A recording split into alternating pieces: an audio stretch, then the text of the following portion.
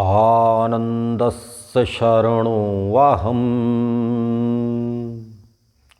योगस्य शरणो वाहम् संघस्य शरणो वाहम्। इस मंत्र का अर्थ है, मैं आनंद स्वरूप ईश्वर की शरण में हूँ।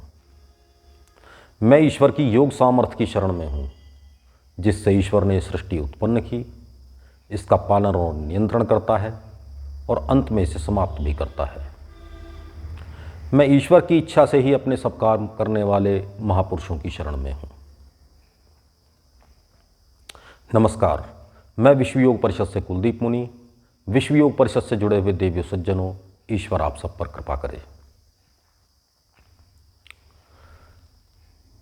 पिछली बार हमने श्रीमद् भगवद गीता के 5वें अध्याय में ये पढ़ा था कि जिसका अपनी इंद्रियों पर नियंत्रण है, जिसका मन और बुद्धि ईश्वर में लगे हुए हैं, उसकी ईश्वर में ही रुचि है, वो उसके लिए तत्पर है, वो ईश्वर को प्राप्त कर लेता है, वो मुक्त हो जाता है। और ऐसा व्यक्ति विद्या विनय संपन्न ब्राह्मण में, गाय में, हाथी में, कुत्ते में, चांडाल में, सब में एक ही ईश्वर को देखता है।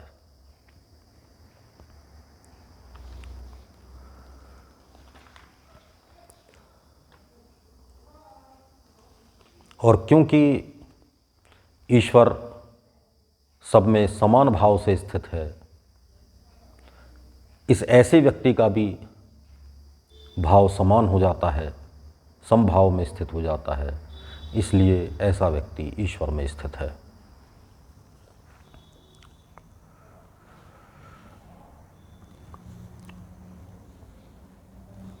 अब आज 21वें श्लोक से 5वें अध्याय में आरंभ करेंगे।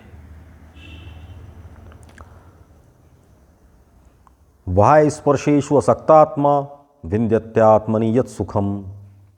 जो स्पर्श आदि विषय हैं, आँखों से देखना, कानों से सुनना, ये सब विषय माने जाते हैं। ऐसे ही त्वचा से स्पर्श। तो ये जो विषय हैं, इनमें जो आसक्ति रहित है, ऐसा व्यक्ति जिस सुख को प्राप्त करता है, स ब्रह्म योग युक्त आत्मा। तो वह व्यक्ति जो ईश्वर के योग से युक्त है, वो कर्म योग भी है, वो ज्ञान योग भी है। सुखम अक्षयम अश्नुते, वो अक्षय सुख को, कभी समाप्त ना होने वाले सुख को प्राप्त करता है। ये ही स्पर्शजा भोगा दुखयोनय एवते। ये जो स्पर्श आदि भोग हैं, ये दुख के मूल हैं, दुख के कारण हैं, इसलिए अपना मन बहुत अधिक इनमें नहीं लगाना चाहिए। आद्य अंतवंतः कौन्तेय न तेषु रमते बुधः। हे कुंती पुत्र अर्जुन, ये आदि और अंत वाले हैं, इनकी शुरुआत भी होती है और ये नित्य नहीं है, ये हमेशा एक से नहीं रहते। कोई भी विषय है, शुरू में उसका जैसा आभास होता है, वो लगातार वैसा नहीं रहता है, तो बढ़ता है या घटता है। तो ये आदि और अंत वाले हैं।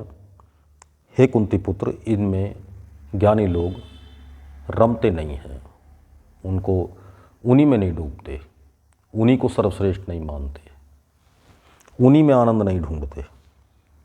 न तेषु रमते बुधा। शक्नोति इह एव यः सोढुं प्राक् शरीर विमोक्षणात् क्राम काम क्रोधोद्भवम वेगम स युक्ता स सुखी नरः।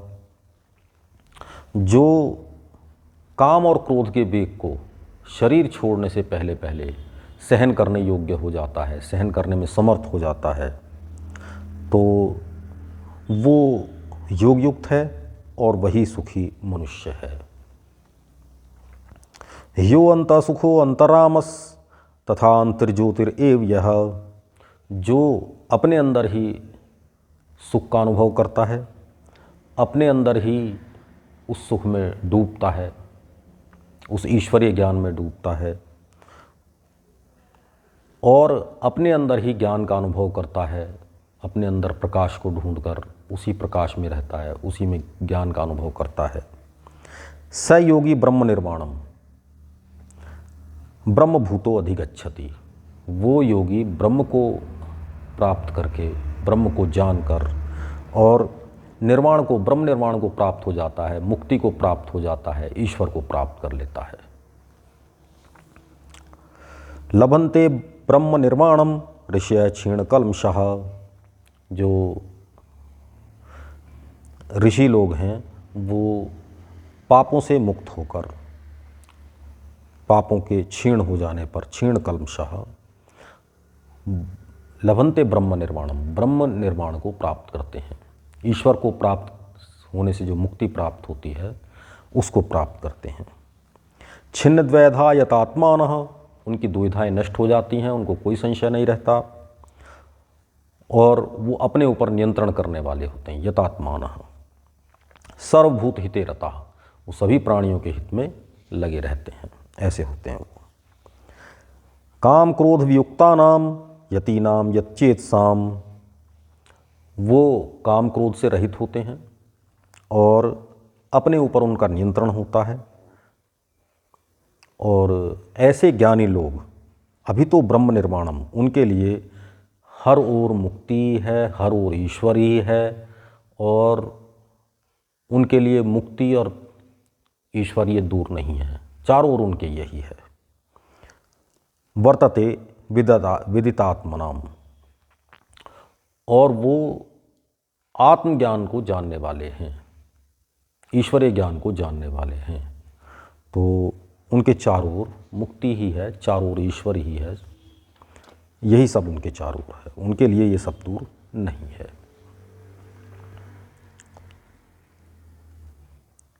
स्पर्शान कृत्वा बहिर्वाह्यम चक्षुश्च अंतरे भ्रुवोः। जो विषय हैं उनको बाहर ही रोककर, बाहर के विषय हैं ये, देखना, सुनना, त्वचा से स्पर्श का अनुभव करना, गंध का अनुभव करना, इनको बाहर ही रोककर और चक्षुश्च अंतरे भ्रुवो, भौं के बीच में आंख बंद करके अंदर ही देखना। प्राणापानो समो कृत्वा नास्याभ्यंतरचारिणः, नासिकाओं के अंदर चलने वाले प्राण को समान करके, प्राणोपान को समान करके, जब हम सांस लेते हैं तो प्रातःकाल और सायंकाल कुछ ऐसा समय होता है जब दोनों नासिका छिद्रों से बराबर श्वास आता और जाता है, नहीं तो शेष समय किसी एक नासिका छिद्र से श्वास आता और जाता है और वो फिर कुछ समय बाद वो बदल जाता है, दूसरे नासिका छिद्र से आने जाने लगता है। तो जब व्यक्ति ध्यान में केंद्रित होता है उस समय दोनों नासिकाओं से श्वास चलता है और वो इतना धीरे चलता है कि सामान्यतः उसको अनुभव नहीं किया जा सकता। उसकी एक अपनी लय होती है, बहुत धीमी गति से चलता है और उसके आने और जाने का आभास साधारणतः नहीं होता, इतने धीरे से जाता आता है वो।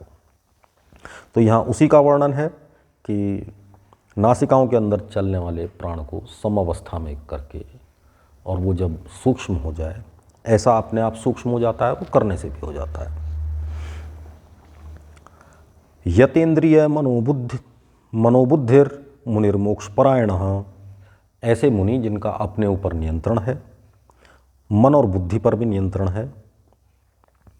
विगत इच्छा भय क्रोध हो, जिनके इच्छा भय और क्रोध चले गए हैं, बीत गए हैं, अब नहीं है उनमें। यह सदा मुक्त एव सह, जो इस प्रकार का है वो सदा मुक्त ही है, उसके मुक्त होने में कुछ और नहीं करना है।